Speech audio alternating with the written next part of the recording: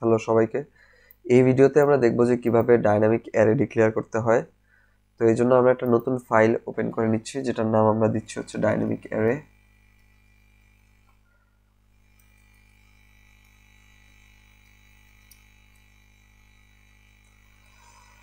Dynamic array dot CPP.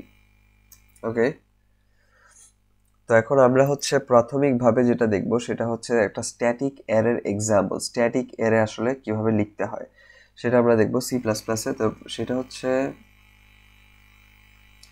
আচ্ছা, include dot এই যে হেডার ফাইল যেটা আছে এটার জন্য আমরা পরবর্তীতে কিভাবে স্নিপেট ইউজ করতে হয় সেগুলো শিখব। বাট আপাতত আমরা এটা লিখেই কাজ করি।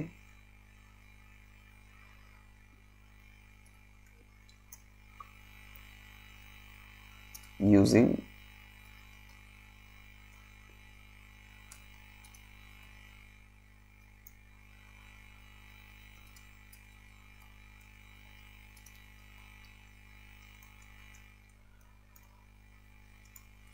ওকে, এখন আমরা যেটা করব সেটা হচ্ছে প্রথমে একটা স্ট্যাটিক অ্যারেকে ডিক্লেয়ার করব। তো স্ট্যাটিক অ্যারেকে ডিক্লেয়ার করব কিভাবে? আমরা সবাই জানি অ্যারে কিভাবে ডিক্লেয়ার করতে হয়। নর্মালি আমরা যেভাবে করি সেভাবেই করব। প্রথমে হচ্ছে ডেটা টাইপ দিব, ডেটা টাইপের পরে সেই ভ্যারিয়েবলটার নাম দিব, সেই ভ্যারিয়েবলটার সাইজ দিব, ধরা যাক 5 দিলাম, ঠিক আছে।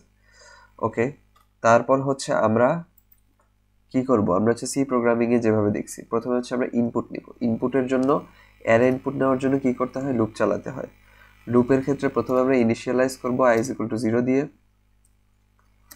তারপরে আয়ের মান, আয়ের হচ্ছে একটা কন্ডিশন দিব। কন্ডিশনাল স্টেটমেন্ট দেওয়ার পর সেটা হচ্ছে আয়ের ইনক্রিমেন্ট বা ডিক্রিমেন্টটা আমরা ডিক্লেয়ার করব। ওকে, তারপরে কি করব? আমরা ইনপুট নিব। ইনপুট সি প্লাস প্লাসে কীভাবে হয়? সি ইনের মাধ্যমে এবং গ্রেটার দেন সাইন। ওকে, এ এবং হচ্ছে প্রত্যেকটা এলিমেন্টের জন্য হবে হচ্ছে আই। ওকে, সো আমরা বুঝতে পারলাম যে এখানে ইনপুটের কাজটা কিভাবে করব। ইনপুট নেওয়া শেষ, এখন হচ্ছে আমরা আউটপুট নিব। আউটপুট দেখাবো। আউটপুট দেখানোর জন্য আমরা আমাদের যেই শর্টকাট আছে সেটা ব্যবহার করতে পারি, অল্টার শিফট ডাউন অ্যারো। নিচে চলে আসলাম। এখন জাস্ট আমরা এখানে কি করব? সি আউট দেখাবো, সি আউট। এবং হচ্ছে আমরা এই অংশের পরে, আচ্ছা, আউটপুটের ক্ষেত্রে তো হচ্ছে আমাদের লেস দেন সাইন হবে এবং এখানে আমরা একটা স্পেস প্রিন্ট করতে পারি, ঠিক আছে, যাতে প্রত্যেকটা যে ডাটা আছে, মানে প্রত্যেকটা ভ্যালু আছে, প্রত্যেকটা ভ্যালুর পর যাতে আমাদের স্পেস আসে। এখন যদি আমি এই কোডটাকে রান করি তখন আমরা দেখতে পাবো যে 1 থেকে 5 পর্যন্ত প্রথমে তো সে ইনপুট নেবে, তাই না? আচ্ছা, আমার এখানে স্পেলিং মিস্টেক হয়েছে, তো আশা করি বাকি সবকিছু ঠিক আছে। এখন আমরা আবার কোডটা রান করি।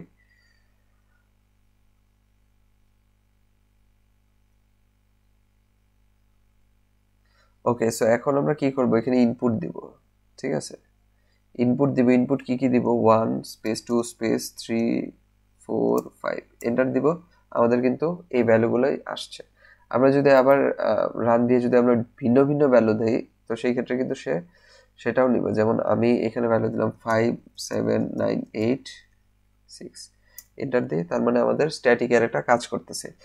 এইভাবে হচ্ছে আমরা স্ট্যাটিক অ্যারেটা ডিক্লেয়ার করতে পারি। আমরা এটা সি প্রোগ্রামেও আমরা দেখেছি।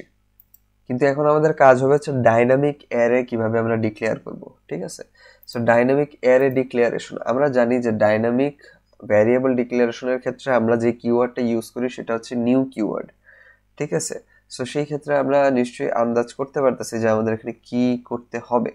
ইয়েস, আমাদের এইখানে যে ইন্টিজার, ঠিক আছে, ইন্টিজার এ যেটা দেওয়া আছে সেটা আমরা এভাবে দিব না। প্রথম লাইনটা আমরা এখানে কেটে দিব, ঠিক আছে। প্রথম পুরোটাই আমি কেটে দিই। আমি যেই প্রসেসে মনে রাখি সেটা হচ্ছে, যেহেতু আমরা ডাইনামিক কাজ করতেছি, মানে ডাইনামিক অ্যারে ডিক্লেয়ার করতেছি, প্রথমে আমরা নিউ দিয়ে স্টার্ট করব। ওকে, সো এটার হচ্ছে ডেটা টাইপটা কি হবে? ডেটা টাইপটা হবে হচ্ছে ইন্টিজার। ওকে, তো ইন্টিজারের পরে সেই ডেটা টাইপটার পরে আমাদের এখানে সাইজ ইনক্লুড করতে হবে, ঠিক আছে। সাইজ ইনক্লুড করতে হবে এবং এটাকে তো আমাদের কোথাও রাখতে হবে। সো রাখার জন্য আমরা কি ইউজ করব? আমরা হচ্ছে একটা পয়েন্টার ইউজ করব, ঠিক আছে। এবং এই পয়েন্টারটা যেটা, সেটার একটা ডেটা টাইপ থাকবে যেটা হচ্ছে ইন্টিজার। ওকে, এইভাবে হচ্ছে আমরা একটা ডাইনামিক অ্যারে ডিক্লেয়ার করতে পারি।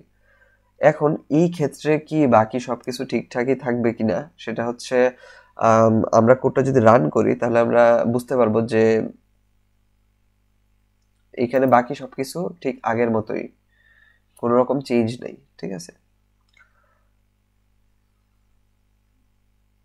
তো আমরা ডাইনামিক অ্যারে ডিক্লেয়ার করার পর এখন যদি আমরা ভ্যালু দেই, যেমন হচ্ছে ধরা যাক 5 7 8 9 6, ঠিক আছে, এই ভ্যালুগুলাই কিন্তু আসছে। ওকে, সো আমরা নিশ্চয়ই বুঝতে পারছি যে কিভাবে হচ্ছে আমরা আমাদের এখানে যে ডাইনামিক অ্যারে যেটা সেটা আমরা কিভাবে ডিক্লেয়ার করতে পারি। তাহলে এখন আমরা একটা জিনিস ঠিক বুঝতে পারবো যে এখন আমাদের কাজটা কি হবে। এখন আমাদের কাজটা হবে হচ্ছে এটার সাথে, সেটা হচ্ছে যে কিভাবে ডাইনামিক অ্যারে কোনো একটা ফাংশন থেকে রিটার্ন করতে হয়। ঠিক আছে, তো ডাইনামিক অ্যারে যদি ফাংশন থেকে রিটার্ন করতে আমরা নতুন একটা ফোল্ডারে নেই, ডাইনামিক অ্যারে আবার ফাংশন। অর্থাৎ আমাদের কাজ কি হবে এখানে হচ্ছে আমরা দেখাবো যে কিভাবে কোনো একটা ডাইনামিক অ্যারেকে রিটার্ন করতে হয় কোনো একটা ফাংশনের ভিতর থেকে। তো সেই ক্ষেত্রে আমি আমাদের যে কোডিং এর যে উপরে হেডার ফাইল যেটা আছে, মানে মেইন যে স্ট্রাকচারটা আছে, সেই স্ট্রাকচারটা আমি এখান থেকে নিয়ে আসতেছি। ঠিক আছে, ওকে, সো কি করব আমরা হচ্ছে একটা ফাংশন থেকে রিটার্ন করব, কি রিটার্ন করব, ডাইনামিক অ্যারে রিটার্ন করব। এখন আমরা এই কাজটা কিভাবে করতে পারি, প্রথমে আমরা যেটা করব সেটা হচ্ছে আমরা একটা ফাংশনকে ডিক্লেয়ার করব। সো সেই ফাংশনটাকে ডিক্লেয়ার করার জন্য ধরা যাক আমরা একটা ইন্টিজার ডেটা টাইপের, মানে হচ্ছে রিটার্ন টাইপের ফাংশন নিলাম। তো ফাংশন নেওয়ার ক্ষেত্রে সেই ক্ষেত্রে আমরা কি করব, আমরা হচ্ছে ফাংশনটা এইভাবে নিব, মানে পয়েন্টার আকারে আমরা কোনো একটা ফাংশন নিব। ঠিক আছে, ওকে, এখন এই ফাংশনটার ভিতরে যেহেতু আমরা জানি যে আমাদের কোনো যেই ডাইনামিক অ্যারে যখন আমরা ডিক্লেয়ার করছি বা ডাইনামিক ভ্যারিয়েবল যেটা, সেটা কোথায় থাকে, সেটা হচ্ছে একটা পয়েন্টারের মধ্যে স্টোর করে রাখতে হয়। এই জন্য আমরা এই যে ফাংশনটা সেটাকে পয়েন্টার হিসাবে নিচ্ছি। এখন এই ফাংশনটার মধ্যে হচ্ছে আমাদেরকে ভ্যালু সেট করতে হবে। ভ্যালু সেট করার জন্য আমরা কি কাজ করতেছি, আমরা হচ্ছে ডাইনামিক অ্যারেকে রিটার্ন করতেছি ফাংশন থেকে। সো কি করব, আমরা প্রথমে ইন্টিজার দিব, integer a is equal to, তো এই ক্ষেত্রে যেটা হবে সেটা হচ্ছে ডাইনামিক অ্যারে, মানে এই কাজটা করব হচ্ছে আমরা স্ট্যাটিকের ক্ষেত্রে। ঠিক আছে, পরবর্তীতে করব হচ্ছে ডাইনামিকের ক্ষেত্রে। তো আমরা এখন দেখি এই কাজটা কিভাবে করতে পারি। 5, ওকে, সো এখন আমরা হচ্ছে লুপ অ্যাপ্লাই করব। লুপ অ্যাপ্লাই করলে integer i is equals to 0, i is less than 5 দিলাম, কারণ হচ্ছে আমার এখানে সর্বোচ্চ ভ্যালু 5, এবং হচ্ছে i প্লাস প্লাস। সো আমরা এটা দেখে বুঝতে পারতেছি এখানে যেহেতু কোনো নিউ কিওয়ার্ড নাই, তার অর্থ কি, এটা হচ্ছে static. Okay, C in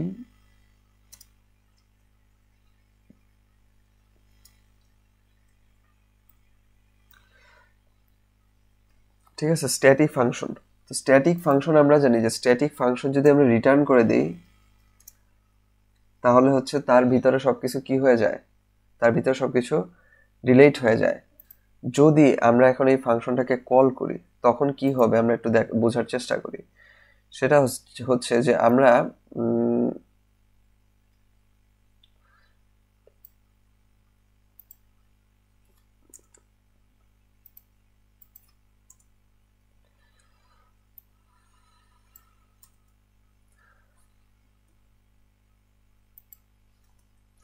okay, so এখন আমরা কি করব, এই ফাংশনটার যে আউটপুটটা আছে সেটা দেখব।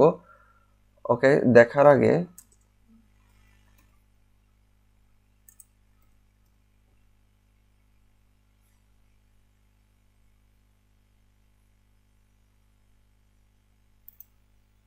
আমরা যেটা করব সেটা হচ্ছে উপরে যে ফাংশনটা আছে সেটাকে কোনো একটা পয়েন্টারে আমাদের রাখতে হবে।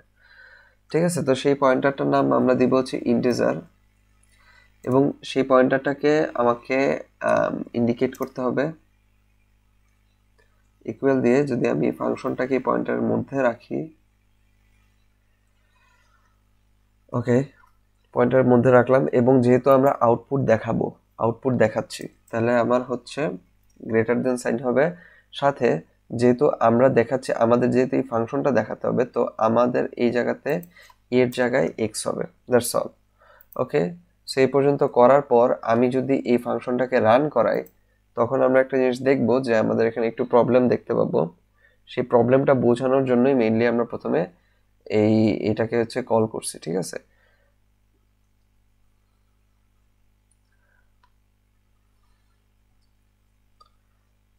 সেই প্রবলেমটা হচ্ছে যে মেইনলি আমাদের এই যে ফাংশনটা আছে, সেই ফাংশনটার মধ্যে যদি আমি এখানে ভ্যালু দিই, এখানে যদি আমি ভ্যালু দিই 1,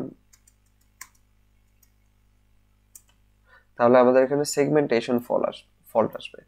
সেগমেন্টেশন ফল্ট তখনই আসে যখন একটা মেমোরির অ্যাড্রেস করার পর, মানে একটা মেমোরি লোকেট করার পর সেই মেমোরির ভিতরে কিছু পাওয়া যায় না। তো আমরা জানি যে স্ট্যাটিক ফাংশনের ক্ষেত্রে যদি আমরা রিটার্ন করে দিই, এই যেমন এই ফাংশনটা স্ট্যাটিক, এটার মধ্যে হচ্ছে রিটার্ন হয়ে গেছে, সো রিটার্ন হয়ে যাওয়ার পর সে ভিতরে সবকিছু ডিলিট করে দিবে।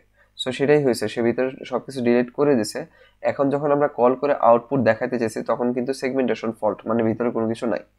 সো আমি যদি এই পার্টটাকে যদি আমি কমেন্ট আউট করে দিই, কমেন্ট আউট করে যদি আবারও যদি আমি রান করি, তখন আমরা দেখতে পাবো আর যাই আসুক সেগমেন্টেশন ফল্ট আসবে না। কেন? কারণ হচ্ছে আমাদের এখন তো আমি কোনো কিছু প্রিন্ট বা আউটপুটের কথা বলতেছি না। দেখা যাক, এই যে সেগমেন্টেশন ফল্ট কিন্তু আসতেছে না, এটার অর্থ হচ্ছে আমি তো কোনো আউটপুটের কথা বলতেছি না। সে যখনই আউটপুটের জন্য সে যখনই লুপ চালানো হয়েছে, লুপ যখন চালায়, সে যখন ভিতরে খুঁজতে গেছে যে আসলে তার ভ্যালু কোথায়, তখন সে ভ্যালু পায় নাই, এই জন্য সেগমেন্টেশন ফল্ট আসছে। এখন এই স্ট্যাটিক প্রবলেমটাকে যদি আমরা সলভ করতে যাই, তখন ডাইনামিক অ্যারে আমরা ব্যবহার করতে পারি, ঠিক আছে। এখন ডাইনামিক অ্যারে যদি আমরা ব্যবহার করি, তাহলে সেটা কিভাবে আমাদের এই প্রবলেমটা সলভ করবে সেটা আমরা একটু বুঝি। আমরা এখানে এডিট করি, ধরা যাক যে আমরা প্রথমে আমাদের যে ফাংশন নেম আছে সেটা ডিক্লেয়ার করলাম, তারপর হচ্ছে আমরা আমাদের হচ্ছে যে অ্যারেটা আছে সেটাকে ডাইনামিক করব। ডাইনামিক করার প্রসেস কি আমি আগেও বলছি, প্রথমে হচ্ছে নিউ কিওয়ার্ড ইউজ করতে হবে, তারপর একটা ইন্টিজারের পর হচ্ছে আমাদের সেটার সাইজ দিতে হবে যে সেটা কতটুকু, পরবর্তীতে এটাকে কোথাও রাখতে হবে আমাদের, যেটার নাম আমি দিলাম হচ্ছে এ, এবং হচ্ছে ইকুয়াল, এবং হচ্ছে এটাকে ইন্টিজার দেওয়ার পর এখানে হচ্ছে আমাদের পয়েন্ট করতে হবে, ঠিক আছে। এটাকে পয়েন্টার করতে হবে, মানে এই নিউ ইন্টিজারটা এটার ভিতরে আছে। ওকে, তারপর হচ্ছে আমরা ইনপুটও নিলাম। ইনপুট নেওয়ার পর আমরা যদি এখন এই সেম জিনিসটাকে মেইন ফাংশনে কল করি, তাহলে আমরা দেখব যে আমাদের এটা কাজ করতেছে, ঠিক আছে। সেম জিনিস যদি কল করি তাহলে কাজ করতেছে। এই ক্ষেত্রে আমরা একটা কাজ করতে পারি, আমাদের যে এই আউটপুটটা আছে সেখানে পরে একটা স্পেস দিয়ে দিই, তাহলে লেখাগুলো একসাথে আসবে না, পরপর আসবে।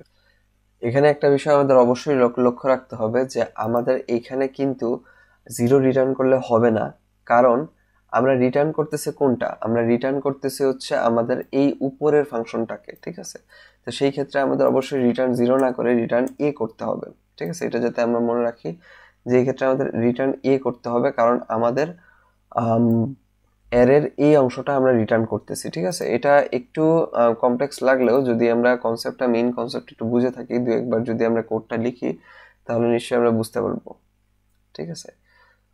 ওকে, সো এখন যদি আমি ভ্যালু দেই 159, ঠিক আছে, তাহলে হচ্ছে আমরা সঠিকভাবে আউটপুট পাবো, ঠিক আছে। তো এই ছিল হচ্ছে কিভাবে কোনো একটা ফাংশন থেকে আমরা অ্যারে রিটার্ন করতে পারি। স্ট্যাটিকের ক্ষেত্রে যে সমস্যা হয় এবং ডাইনামিকের ক্ষেত্রে কি হয়। ডাইনামিকের ক্ষেত্রে কিছু না, আমি আবার প্রথম থেকে একবার এক্সপ্লেইন করি। স্ট্যাটিকের ক্ষেত্রে যেটা হয় যে সেমভাবে আমরা কাজ করি, কিন্তু শেষে হচ্ছে আমাদের সেগমেন্টেশন ফল্ট চলে আসে। এই সেগমেন্টেশন ফল্ট আসার কারণ একটাই, যখন সে মেমোরি অ্যাড্রেসে তার ভ্যালু খুঁজতে যায় এবং ভ্যালু না পায়, তখন সে সেগমেন্টেশন ফল্ট দেখায়। এর কারণে আমরা জানি যে স্ট্যাটিক যদি যখন সেটা স্ট্যাক অবস্থায় থাকে বা স্ট্যাটিক থাকে, তখন সে তার মেমোরিটাকে রিটার্ন করার পর ডিলিট করে দেয়। তো ডিলিট করে দিলে তো সেখানে আমি যদি কল করি তখন কিছু পাবো না, বাট ডাইনামিকের ক্ষেত্রে সেটা হয় না। ডাইনামিকের ক্ষেত্রেও কিন্তু আমরা রিটার্ন করে দিছি, এই যে এ ভ্যালু রিটার্ন করে দিছি, স্টিল আমি যখন কল করছি তখন কিন্তু এই অ্যারেটা ভালোভাবেই কাজ করছে।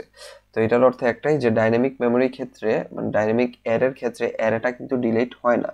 সিনট্যাক্সে একটা ব্যাপার আমাদের খেয়াল রাখতে হবে যে প্রথমে হচ্ছে আমরা আমাদের হেডার ফাইল এবং হচ্ছে নেম স্পেস এসটিডি অ্যাড করব, পরবর্তীতে আমরা একটা ফাংশন লিখবো এবং ফাংশনটাকে অবশ্যই পয়েন্টার দিয়ে আমাদের ডিনোট করতে হবে। কেন? কারণ আমরা সবাই জানি যে ডাইনামিক ভ্যারিয়েবলের ক্ষেত্রে আমরা নিউ কিওয়ার্ড ইউজ করে সেটাকে একটা পয়েন্টারের মধ্যে রাখি। তো এই ফাংশনটাকে আমরা একটা পয়েন্টারের মধ্যে রাখতে হবে, সেটার নাম হচ্ছে, ঠিক আছে, স্টার ফাংশন দিলাম। পরবর্তীতে আমরা কি করলাম, ভিতরে যেটা করলাম সেটা হচ্ছে আমরা একটা ডাইনামিক অ্যারে ডিক্লেয়ার করলাম। ডাইনামিক অ্যারে ডিক্লেয়ার করার পর সেটা রিটার্ন করলাম হচ্ছে যেই নামে আমরা ডিনোট করছি আমাদের যে অ্যারোটা, সেই নামটাকে আমরা কি করলাম, রিটার্ন করে দিলাম। পরবর্তীতে সেম প্রসেস, জাস্ট একটা জিনিস এখানে পার্থক্য আছে, সেটা হচ্ছে আমরা যে ফাংশনটা কল করলাম সেটাকে আমাদের কোথাও রাখতে হবে। সেটা আমরা হচ্ছে একটা পয়েন্টার দ্বারা ডিনোট করলাম যেটা হচ্ছে স্টার এক্স, এবং পরবর্তীতে হচ্ছে আমরা ফর লুপের মাধ্যমে আমাদের যে ইনপুটগুলো আছে সেটার আউটপুটগুলো দেখালাম। সেই ক্ষেত্রে আমরা দেখতে পেলাম যে আমরা যেই সংখ্যাগুলো ইনপুট দিছি সেই সংখ্যাগুলো আমাদের এখানে আউটপুট আকারে চলে আসছে। তো এই ছিল হচ্ছে কিভাবে কোনো ফাংশন থেকে আমরা ডাইনামিক অ্যারেটাকে রিটার্ন করতে পারি।